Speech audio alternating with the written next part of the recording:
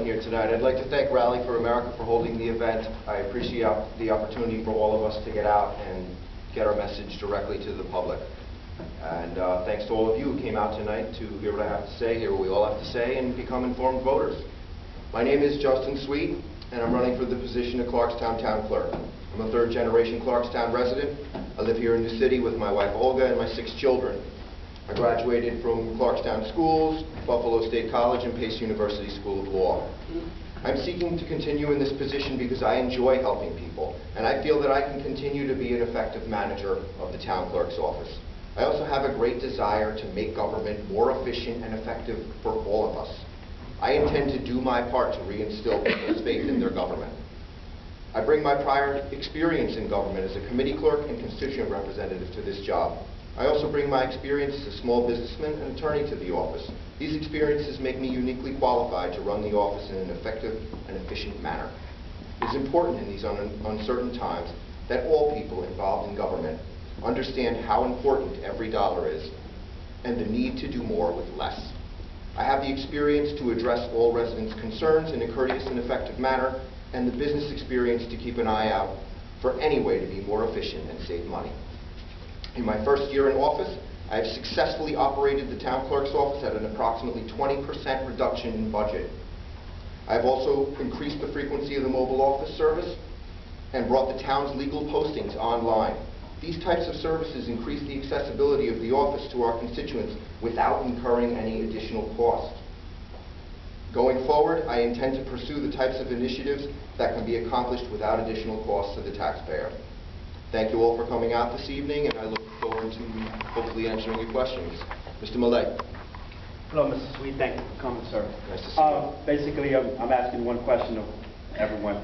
With your skill set, can you identify one problem that you would apply a solution to?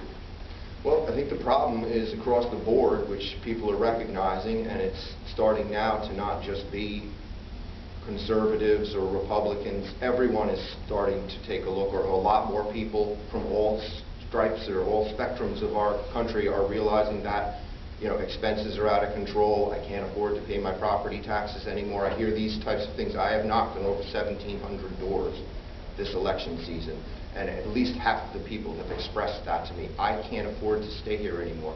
How can I afford to pay for all this?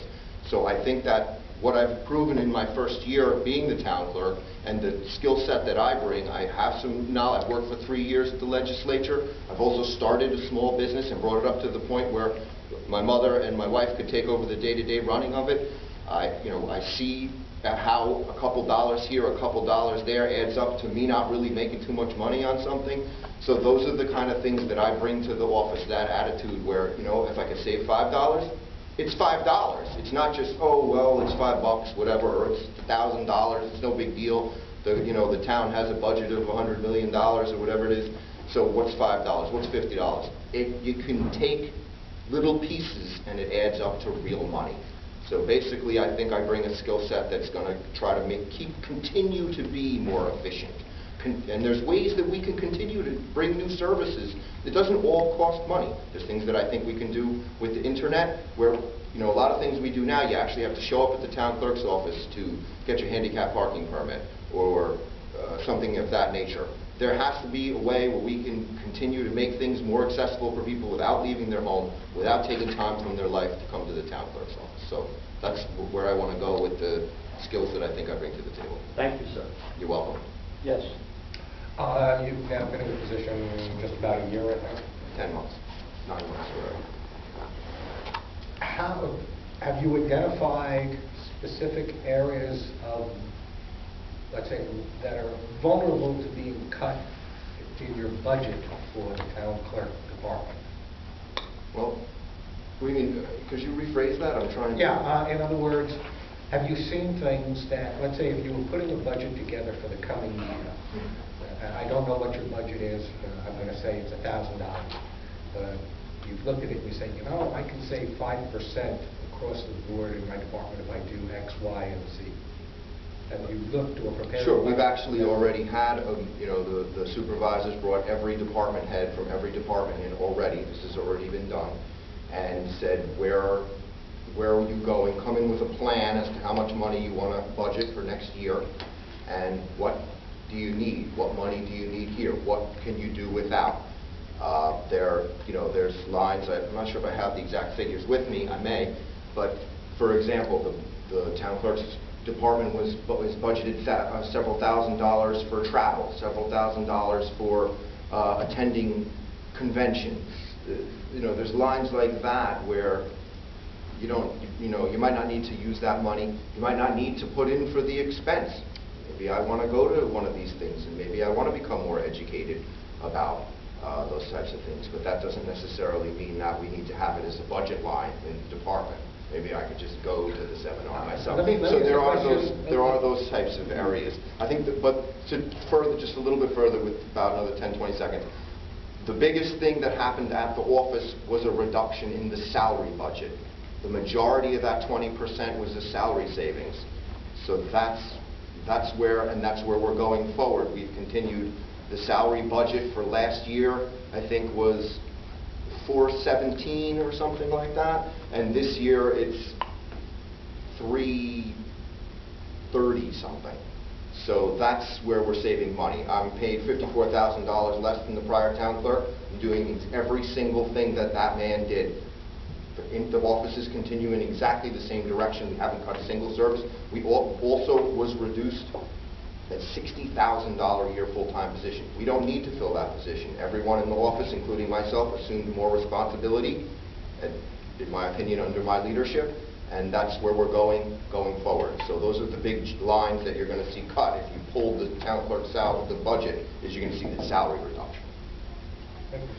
Yes, you had your hand. Well, actually, that was essentially my question. Oh, okay. I mean, in fact, you had a 20% reduction. The majority of it was a salary Yeah. reduction. I was curious as to what that Does anybody else have a question? Yes?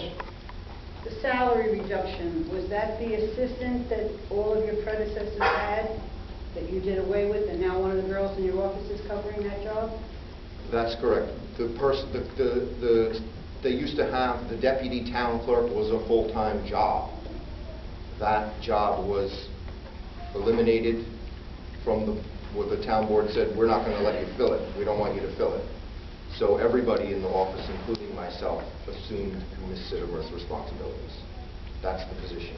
And the title of deputy town clerk was assumed by Mrs. Costello, who really should honestly get an award for assuming that position, which comes with significant duties for no additional salary. So that saves $60,000 in salary, and how much in benefits? I don't have an exact number, but I know from my own calculations, obviously, I'm quite honest with you, you do take a full-time job, you have to look at the numbers. I can't be town clerk for free. My estimation was with my personal situation, the health care and benefits is probably worth almost $20,000 a year, in my opinion. Yes, this gentleman has a question. Yeah, hi. Thank you for coming. This question is a three-part question. I hope you can answer it for me. The first part, no, it's simple. It's very simple. Okay. The first part is, I understand that you're running under three different lines. Correct. I understand that you're a Democrat and you're a conservative and you're a workman's family person. Yeah, is this true? I am running on the Democratic line. I was nominated by the Democratic Party early in the year to be their candidate. I was nominated by the Working Families Party to be their candidate, and I also was nominated by the Conservative Party to be their candidate. And at the caucus, I was one of three races that actually, two people were nominated, and there was a roll call vote, and I won the roll call vote for the Conservative caucus. So okay. People who are registered in the Conservative Party can show up at the caucus and vote for whichever nominate and vote for whichever candidate they prefer.